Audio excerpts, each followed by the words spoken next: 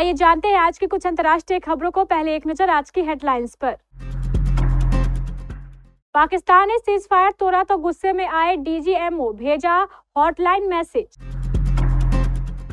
पर्दे के पीछे बातचीत और अमेरिका की भूमिका, भारत पाकिस्तान के बीच कैसे रुका संघर्ष। कोई भी भारतीय पायलट हिरासत में नहीं, हमारे एक विमान को पहुंचा नुकसान। ऑपरेशन सिंदूर के बाद होश में आया पाकिस्तान, सीमा पर सारी रात बैठा रहा शांत। हमने भेजे कश्मीर में मुजाहिद, आतंकियों की जनाजे की नमाज पढ़ने वाले अब्दुल रऊफ के वीडियो ने खोली पाक की पोल। भारत ने पाक के स्कार्दू एयरवेज को भी बनाया निशाना, चीनी से कर रहा था अपग्रेड। सीज फायर के बीच अमेरिका और चीन ने उठाया ये बड़ा कदम। पुतिन का तुर्की में इंतजार करूंगा, जेलेंस्की को रूस के साथ युद्ध विराम होने की उम्मीद।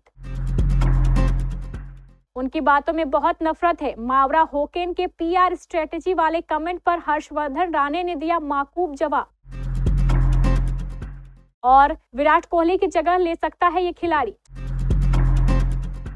सैन्य अभियान महानिदेशक लेफ्टिनेंट जनरल राजीव घई ने बताया है कि भारतीय सशस्त्र बलों ने रविवार 11 मई 2025 को अपने पाकिस्तानी समकक्ष को हॉटलाइन पर एक संदेश भेजा, जिसमें एक दिन पहले दोनों सेनाओं के बीच बनी सहमति के उल्लंघन को उजागर किया गया और बताया गया कि अगर बाद में इस तरह की हरकत दोहराई गई तो भारत इसका कठोर और स्पष्ट तरीके से जवाब देगा। भारत और पाकिस्तान के बीच 10 मई को सैन्य कार्रवाई रोकने पर सहमति बनने के कुछ घंटों बाद ही नई दिल्ली ने शनिवार को इस्लामाबाद पर समझौते का उल्लंघन करने का आरोप लगाया था। विदेश सचिव विक्रम मिस्री ने शनिवार देर रात संवाददाताओं को बताया था कि पाकिस्तान से इन उल्लंघनों को समाप्त करने के लिए उचित कदम उठाने और स्थिति से गंभीरता और जिम्मेदारी के साथ निपटने का आह्वान किया गया।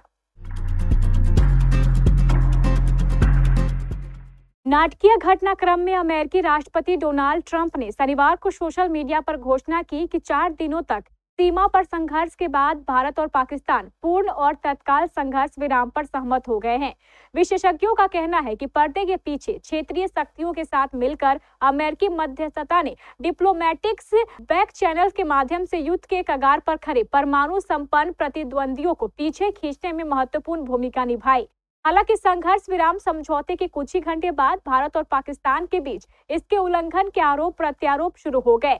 इससे एक बार फिर स्थिति काफी नाजुक हो गई। भारत ने पाकिस्तान पर बार बार उल्लंघन का आरोप लगाया, जबकि पाकिस्तान ने इस बात पर जोर दिया कि वह संघर्ष विराम के प्रति प्रतिबद्ध है और इसकी सेनाएं जिम्मेदारी और संयम दिखा रही है। लेकिन लाइन ऑफ कंट्रोल पर ऐसा कुछ होता हुआ दिखा नहीं। भारतीय सेना ने लगातार ये आरोप लगाया कि पाकिस्तान सीज फायर का उल्लंघन कर रहा है। भारत के ऑपरेशन सिंदूर के तहत 9 आतंकी ठिकानों पर कार्रवाई हुई, जिसमें 100 से अधिक आतंकी मारे गए। इनमें पुलवामा हमले से जुड़े यूसुफ अजहर, अब्दुल मलिक रफी और मुदस्सिर अहमद शामिल थे और पाकिस्तान के आतंकी ढांचों को नुकसान पहुंचाया, जिसके चलते पाकिस्तान संघर्ष विराम के लिए सहमत हुआ। अब रविवार देर रात पाकिस्तान के नौसेना, एयरफोर्स और सेना के अधिकारियों ने साझा प्रेस कॉन्फ्रेंस कर माना है कि भारत के साथ भिड़ंत में उसके एक विमान को नुकसान पहुंचा है। हालांकि पाकिस्तान की ओर से यह नहीं बताया गया है कि किस विमान को नुकसान पहुंचा या उसका नाम क्या है।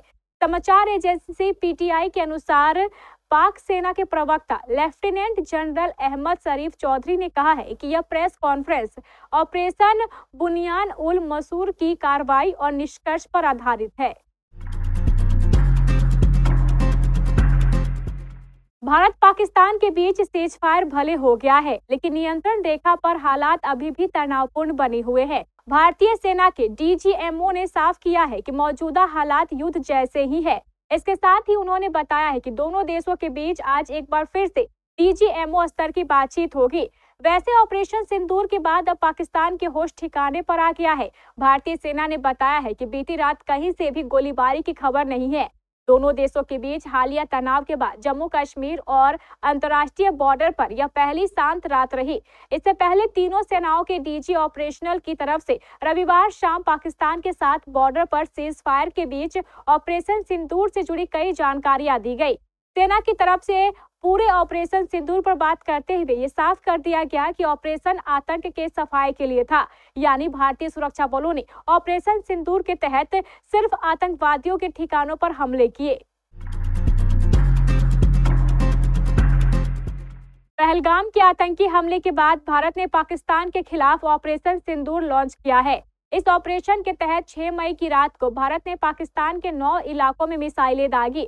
इनमें मुरीदके का आतंकी ढांचा भी शामिल है। हमले के बाद मुरीदके में मारे गए आतंकियों के जनाजे की नमाज हाफिज अब्दुल रऊफ ने पढ़ी, जो एक घोषित आतंकी है। इसकी तस्वीरें सामने आने के बाद पाक फौज के अफसरों ने यह कहकर पल्ला झाड़ लिया है कि वह स्थानीय मौलवी है। हालांकि अब एक वीडियो सामने आया है जो पाकिस्तानी सेना के झूठ की पोल खोलता है। अब्दुल रऊफ का एक वीडियो तलहा सिद्दीकी नाम के सोशल यूजर ने शेयर किया है। वीडियो शेयर करते हुए तलहा ने लिखा, मुरीद के जनाजे की नमाज पढ़ने वाला हाफिज अब्दुल रऊफ कश्मीर में आतंक का मास्टरमाइंड है। ये वीडियो पाकिस्तानी मरकजी मुस्लिम लीग के सोशल मीडिया पेज पर वीडियो को व्यापक रूप से साझा किया गया। क्या पाक सेना अभी भी रऊफ को आतंकवाद से कोई संबंध न रखने वाला स्थानीय मौलवी कहेगा? ऑपरेशन सिंदूर में इंडियन एयरफोर्स ने पाकिस्तान के कई एयर डिफेंस रेडार और सिस्टम ध्वस्त किए। एयरफोर्स ने पाकिस्तान की 4 एयरबेस को भी टारगेट कर उन्हें नुकसान पहुंचाया। इसमें पाकिस्तान का स्कार्दू एयरबेस भी शामिल है। स्कार्दू एयरबेस पर सफल अटैक कर उसे नुकसान पहुंचाना इसलिए भी अहम है क्योंकि पिछले कुछ सालों में चीन की मदद से स्कार्दू को अपग्रेड भी किया गया और आधुनिक उपकरण लगाए गए थे। स्कार्दू एयरबेस पाकिस्तान के गिलगित बल्तिस्तान इलाके में है। यहाँ सिविल एयरफोर्स भी है और मिलिट्री एयरबेस भी। पाकिस्तान एयरफोर्स के लिए स्कार्दू बेस अहम है। वे इसका इस्तेमाल मिलिट्री ऑपरेशंस के लिए करते हैं। यहाँ ट्रांसपोर्ट एयरक्राफ्ट भी है। पिछले कुछ वर्षों में स्कार्दू एयरबेस पर चीन ने अपनी सैन्य एक्टिविटी बढ़ाई है। ईस्टर्न लद्दाख LAC पर जब भारत और चीन के बीच तनाव चरम पर था, तब चीन ने स्कार्दू एयरबेस पर अपने फाइटर जेट J-17 तैनात किए थे। तब इंडियन एयरफोर्स ने कहा था कि अगर स्कार्दू का इस्तेमाल चीन भारत के खिलाफ करता है तो इसे संयुक्त खतरे के रूप में देखा जाएगा और भारत जवाबी कार्रवाई करेगा। ट्रंप के टैरिफ के चलते दुनिया की 2 आर्थिक महाशक्तियों के बीच जो खटास पैदा हुआ था वो अब कम होता हुआ दिख रहा है। दोनों देशों के बीच जेनेवा में 2 दिनों तक अमेरिका और चीन के बीच चली लंबी व्यापारिक वार्ता के बाद अब इस पर सहमति बन गई है। व्हाइट हाउस की तरफ से इस बारे में रविवार को जानकारी दी गई। व्हाइट हाउस ने बताया है कि US secretary of treasury Scott Bessent ने दोनों देशों के बीच की बातचीत को सकारात्मक बताते हुए कहा है कि इसके बारे में विस्तृत ब्यौरा सोमवार को जारी किया जाएगा। बेसेंट ने कहा है कि उन्हें ये जानकारी देते हुए बेहद खुशी हो रही है कि अमेरिका और चीन के बीच महत्वपूर्ण व्यापारिक वार्ता में अहम प्रगति हुई है। US trade representative ambassador Jameson green ने भी कहा है कि ये काफी महत्वपूर्ण था कि किसी तरीके से फौरन दोनों देशों के बीच सहमति बने। उन्होंने कहा है कि मतभेद वैसा नहीं था जैसे कि पहले सोचा गया था। यूक्रेन के राष्ट्रपति वोलोदिमीर जेलेंस्की को करीब 3 साल से ज्यादा समय से रूस के साथ चल रही जंग थमने की उम्मीद है। जेलेंस्की ने कहा है कि मैं सोमवार से रूस के साथ पूर्ण और अस्थायी युद्ध विराम की उम्मीद कर रहा हूं। मैं रूसी राष्ट्रपति व्लादिमीर पुतिन का व्यक्तिगत रूप से बातचीत के लिए तुर्की में इंतजार करूंगा।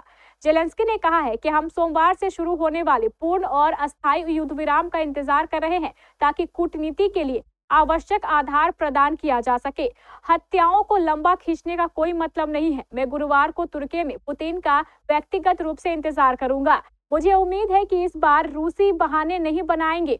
इससे पहले यूक्रेन ने यूरोपीय सहयोगियों के साथ मिलकर मांग की थी कि रूस वार्ता से पहले सोमवार से 30 दिन का बिना शर्त युद्ध विराम स्वीकार कर ले, लेकिन मॉस्को ने इस प्रस्ताव को प्रभावी रूप से अस्वीकार कर दिया। इसके जवाब में सीधा वार्ता का आह्वान किया। इंडिया और पाकिस्तान के तनाव के बीच एक्टर हर्षवर्धन रानी और पाकिस्तानी एक्ट्रेस मावरा होकेन के बीच में जुबानी जंग छिड़ गई है। दोनों ने फिल्म सनम तेरी कसम में साथ काम किया था। ये फिल्म 2016 में रिलीज हुई थी। हाल ही में खबरें थी कि इस फिल्म का सीक्वल आने वाला है। हालांकि इंडिया और पाकिस्तान के तनाव के बीच हर्षवर्धन रानी ने मावरा होकेन के साथ फिल्म के सीक्वल में काम करने से इनकार कर दिया था। दरअसल मावरा ने भारत के ऑपरेशन सिंदूर को कायरतापूर्ण कहा था। जब हर्षवर्धन ने मावरा के साथ काम करने से इनकार किया तो मावरा ने इस पर रिएक्ट किया था। उन्होंने इसे पीआर स्ट्रेटेजी बताया था। अब हर्षवर्धन ने इस पर रिएक्ट किया है। हर्षवर्धन राणे ने लिखा है, ये पर्सनल अटैक की कोशिश की तरह लग रहा है। सौभाग्य से मैं ऐसे प्रयासों को नजरअंदाज कर सकता हूं, लेकिन मेरे देश की गरिमा पर किसी भी हमले के लिए बिल्कुल भी सहनशीलता है। एक भारतीय किसान अपनी फसल से खरपतवार को उखाड़ता है, इसे खरपतवार निकालना कहते हैं। किसान को इस काम के लिए पीआर टीम की जरूरत नहीं है, इसे कॉमन सेंस कहते हैं। मैं बस पार्ट 2 से हटने का ऑफर किया। मैं उन लोगों के साथ काम ना करने का पूरा अधिकार रखता हूं जो मेरे देश के कार्यों को कायरतापूर्ण कहते हैं। एक समय टीम इंडिया के लिए टेस्ट में सचिन तेंदुलकर बैटिंग किया करते थे। सालों तक इस नंबर पर खेलने के बाद सचिन ने 2013 में संन्यास ले लिया। सचिन की चाहते ही विराट कोहली ने इस नंबर पर बैटिंग शुरू कर दी।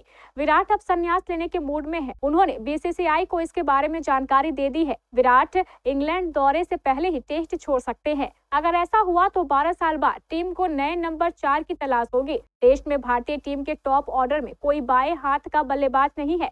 इस वजह से नंबर 4 पर खेलने के लिए देवदत्त पडिक्कल की दावेदारी भी मजबूत है। पडिक्कल ने पिछले साल इंग्लैंड के खिलाफ धर्मशाला में टेस्ट डेब्यू किया था। उस मैच में वह चौथे नंबर पर ही बैटिंग करने उतरे थे।